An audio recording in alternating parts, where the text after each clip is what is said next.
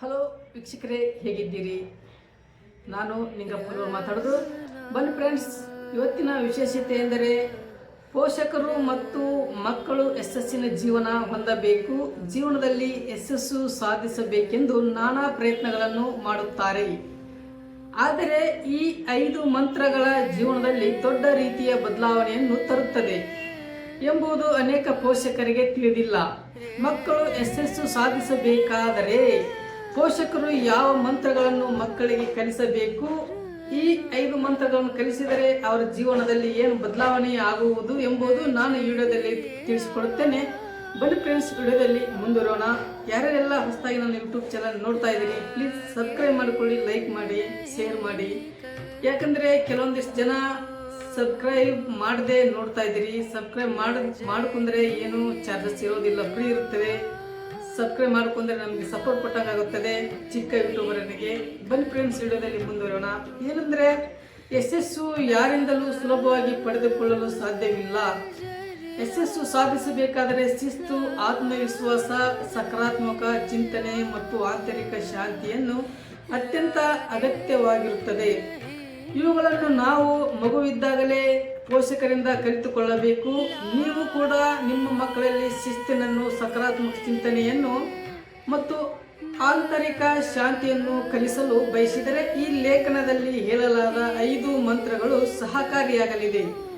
ಭಾರತೀಯ ಸಂಪ್ರದಾಯದಲ್ಲಿ ಮಂತ್ರಗಳು ಪವಿತ್ರ ಪದಗಳಿಂದ ಹೆಚ್ಚಿನದಾಗಿರುತ್ತದೆ. ನಂತರ ಅದಕ್ಕೆ ಒಂದು ಮಂತ್ರಕ್ಕೆ ಒಂದು ಫುಲ್ ವ್ಯಾಲ್ಯೂ ಇರುತ್ತದೆ. ಆ ಮಂತ್ರ ಪಠಿಸುವುದರಿಂದ ಸೈಂಟಿಫಿಕ್ ರೀಸನ್ ಇಂದ ಮಂತ್ರವನ್ನು ಪಠಿಸಿರುತ್ತಾರೆ, ಲೇಖನದಲ್ಲಿ ಬರೆದಿರುತ್ತಾರೆ. ಸೈನ್ಸ್ ಇಂದ ರಚನೆಯಾದ ಮಂತ್ರಗಳು. ಅವು ಮನಸ್ಸು ಮತ್ತು ಸಕಾರಾತ್ಮಕ ಕತೆ ಉದ್ದೇಶದ ಕಡೆ ನಿರ್ದೇಶಿಸುವ ಶಕ್ತಿ ಹೊಂದಿರುತ್ತವೆ. ಮಕ್ಕಳಿಗೆ ಸರಳ ಯಶಸ್ಸಿನ ಮಂತ್ರಗಳನ್ನು ಕಲಿಸುವುದು ಅವರಿಗೆ ಆತ್ಮವಿಶ್ವಾಸ ಬೆಳೆಸಲು, ಸವಾಲುಗಳು ಸಮಯದಲ್ಲಿ ಮನಸ್ಥಿತಿಯನ್ನು ಬೆಳೆಸಲು ಸಹಾಯ ಮಾಡುತ್ತದೆ. ಮಕ್ಕಳು ಯಶಸ್ವಿಗೊಳಿಸಲು ಈ ಮಂತ್ರ ಪ್ರಯೋಜನವಾಗಲಿದೆ. ಬನ್ನಿ 5 ಮಂತ್ರಗಳನ್ನು ಪಠಿಸೋಣ. ಈ ಮಂತ್ರ ಓದುವುದಾದರೆ: ಓಂ ಗಣಪತಿಯೇ ನಮಃ, ಓಂ ಗಣಪತಿಯೇ ನಮಃ, ಓಂ ಗಣಪತಿಯೇ ನಮಃ. ಗಣೇಶ ಮಂತ್ರಗಳನ್ನು ಮುಖ್ಯವಾಗಿ ಜೀವನದ ಎಲ್ಲಾ ರೀತಿಯ ಅಡೆತಡೆಗಳನ್ನು ತೆಗೆದುಹಾಕುವುದಕ್ಕಾಗಿ ಪಠಿಸುವಂತ ಮಂತ್ರವಾಗಿದೆ. ನೀವು ಜೀವನದಲ್ಲಿ ಯಾವುದೇ ರೀತಿಯಾಗಿ ಅಡೆತಡೆಗಳನ್ನು ಎದುರಿಸುತ್ತಿದ್ದರೆ ಅಥವಾ ಸಮಸ್ಯೆಗಳಲ್ಲಿ ಸಿಲುಕಿಕೊಂಡಿದ್ದರೆ ಅಂತಹ ಸಮಯದಲ್ಲಿ ಗಣಪತಿ ಮಂತ್ರವನ್ನು ಪಠಿಸುವುದು ನಿಮಗೆ ರಕ್ಷಣೆಯನ್ನು ನೀಡುತ್ತದೆ. ಸಾಮಾನ್ಯವಾಗಿ ಪೋಷಕರು ಮತ್ತು ಈ ಮಂತ್ರ ಮಕ್ಕಳಿಗೆ ಪರೀಕ್ಷೆಗಳು, ಸ್ಪರ್ಧೆಗಳು ಮತ್ತು ಜೀವನದ ಇತರ ಪ್ರಮುಖ ಘಟನೆಗಳ ಮೊದಲು ಪಠಿಸಲು ಹೇಳಿ ಮತ್ತು ಹೇಳಿಕೊಡಬೇಕು. ಇದರಿಂದ ಮಕ್ಕಳಿಗೆ ಶಾಂತಿ ದೊರೆಯುವುದು. ಸರಳವಾಗಿ ಹೇಳುವುದಾದರೆ, ಗಣಪತಿ ಸಮರ್ಪಿತವಾದ ಈ ಮಂತ್ರವನ್ನು ಪಠಿಸುವುದರಿಂದ ಮಕ್ಕಳ ಜೀವನದಲ್ಲಿ ಎದುರಾಗುವಂತ ಎಲ್ಲ ಕಷ್ಟಗಳು ನಿವಾರಣೆಯಾಗುವುದು. ಈ ಮಂತ್ರಗಳು ಅವರಿಗೆ ಜೀವನದಲ್ಲಿ ಬರುವಂತ ಅಡೆತಡೆಗಳನ್ನು ನಿಭಾಯಿಸಲು ಬಹಳ ಸಹಾಯವಾಗುವುದು ಮತ್ತು ಅವರ ಮನಸ್ಸನ್ನು ಪರಿವರ್ತನೆ ಮಾಡುವಂತ ಶಾಂತಿಯಿಂದ ಇರುವಂತ ಮನಸ್ಸು ಅವರದಾಗಿರುತ್ತದೆ. ಬನ್ನಿ ನೋಡಿ, ಈಗ 2ನೇ ಮಂತ್ರ ಹನುಮಾನ್ ಚಾಲಿಸದೊಳಗೆ ಬರುವಂತ ಹನುಮಾನ್ ಮಂತ್ರ. ಇದು ಓಂ ಹನುಮಂತಹೇ ನಮಃ, ಓಂ ಹನುಮಂತಹೇ ನಮಃ, ಓಂ ಹನುಮಂತೇ ನಮಃ.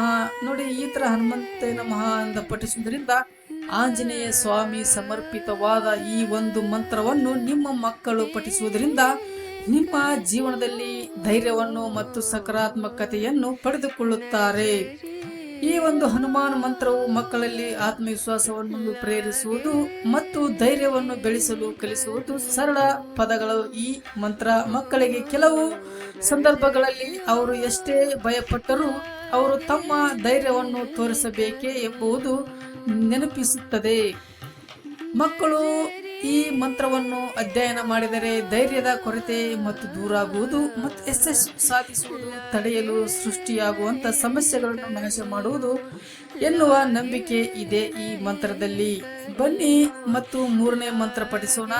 ಶಿವನ ಮಂತ್ರ. ಶಿವ ಏನೆಂದು ನಿಮ್ಗೆಲ್ಲ ಗೊತ್ತಿರುವುದು. ಈ ಸೃಷ್ಟಿ ಬ್ರಹ್ಮಾಂಡನೇ ಶಿವನೇ ಅಂತ ಹೇಳ್ತಾರೆ. ಶಿವನ ಮಂತ್ರ ಪಠಿಸುವವರು ಯಾರಿಲ್ಲ. ದೇಶ ವಿದೇಶಗಳಲ್ಲಿ ಈ ಮಂತ್ರವನ್ನು ಪಠಿಸುತ್ತಾರೆ. ದೇಶ ವಿದೇಶಗಳಲ್ಲಿ ನಮ್ಮ ಹಿಂದೂ ಸಂಸ್ಕೃತಿಯನ್ನು ಪಾಲಿಸುತ್ತಾರೆ. ನೋಡಿ, ಇದು ಸೈಂಟಿಫಿಕ್ ಆಗಿರುವಂತದೇ ಮಂತ್ರ. ಓಂ ನಮೋ ಭಗವತಿಯೇ ರುದ್ರಾಯ ನಮಃ. ಇದು ಓಂ ನಮೋ ಭಗವತಿಯೇ ರುದ್ರಾಯ, ಓಂ ಭಗವತಿಯೇ ರುದ್ರಾಯ. ನೋಡಿ, ಶಾಮತಿ ಮತ್ತು ತೃಪ್ತಿಯ ಹೊಂದುವುದಕ್ಕಾಗಿ ಈ ಶಿವ ಮಂತ್ರವನ್ನು ಪಠಿಸಲಾಗುತ್ತದೆ. ಹಿಂದೂ ತತ್ವಶಾಸ್ತ್ರದಲ್ಲಿ ಈ ಮಂತ್ರವು ಶಿವನಿಗೆ ಸಂಬಂಧಿಸಿದ ಮಂತ್ರವಾಗಿದೆ ಮತ್ತು ಆಂತರಿಕ ಶಾಂತಿ ಹಾಗೂ ಬುದ್ಧಿವಂತಿಕೆಯನ್ನು ಉತ್ತೇಜಿಸುವಂತಹ ಮಂತ್ರವಾಗಿದೆ ಎಂದು ಹೇಳಲಾಗಿದೆ.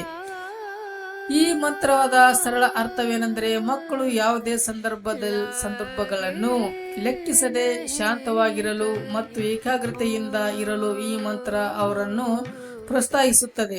ಈ ಅಭ್ಯಾಸವು ಮಕ್ಕಳಿಗೆ ಭಾವನಾತ್ಮಕ ನಿಯಂತ್ರಣ ಮತ್ತು ಆಂತರಿಕ ಶಾಂತಿಯ ಮೌಲ್ಯದ ಪಾಠವನ್ನು ಪಠಿಸುತ್ತದೆ. ಇದು ಸರಿಯಾದ ನಿರ್ಧಾರ ತೆಗೆದುಕೊಳ್ಳಲು ಮತ್ತು ಯಾವುದೇ ಸವಾಲುಗಳನ್ನು ನಿಭಾಯಿಸಲು ಅವಕಾಶವನ್ನು ಕಲ್ಪಿಸಲಾಗುತ್ತದೆ. ನೋಡಿ, ಇದು 3ನೇ ಮಂತ್ರ ಪಠಿಸೋಣ ಬನ್ನಿ. ಸಾರ್ವತ್ರಿಕ ಮಂತ್ರವನ್ನು ಹೇಳಲಾಗುತ್ತದೆ. ಇದು ಓಂ ಸಾರ್ವತ್ರಿಕ ಮಂತ್ರ. ಓಂ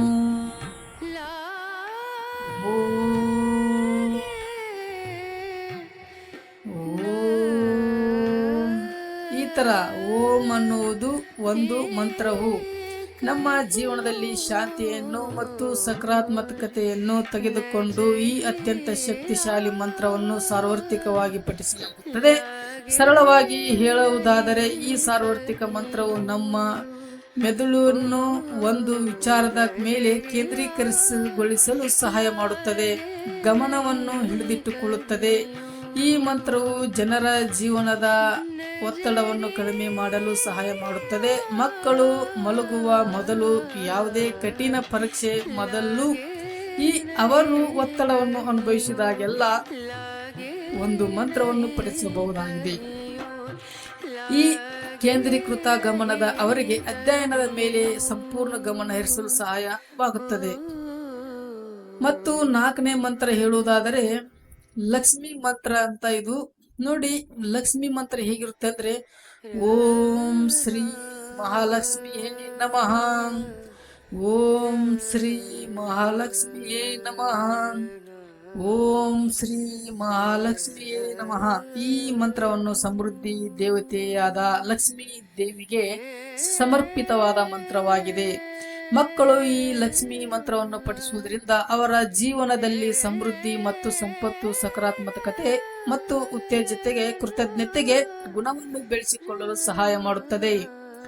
ಸಾಮಾನ್ಯವಾಗಿ ಈ ಒಂದು ಲಕ್ಷ್ಮಿ ಮಂತ್ರವು ಪ್ರತಿಯೊಂದು ಮಗುವಿನ ಜೀವನದಲ್ಲೂ ಒಳ್ಳೆಯದನ್ನು ಆಹ್ವಾನಿಸಲು ಅನುವು ಮಾಡಿಕೊಡುತ್ತದೆ. ಈ ಮಂತ್ರವನ್ನು ಕಲಿಸುವುದರಿಂದ ಮಕ್ಕಳ ಸುತ್ತಮುತ್ತಲಿನ ಸೌಂದರ್ಯವನ್ನು ನೋಡುವ ಮತ್ತು ಜೀವನದಲ್ಲಿ ಅವರ ಪ್ರಸ್ತುತ ಸ್ಥಾನವನ್ನು ಪ್ರಶಂಸಿಸುವ ಸಾಮರ್ಥ್ಯವನ್ನು ಅಭಿವೃದ್ಧಿಪಡಿಸಲು ಕಲಿತುಕೊಳ್ಳುತ್ತಾರೆ.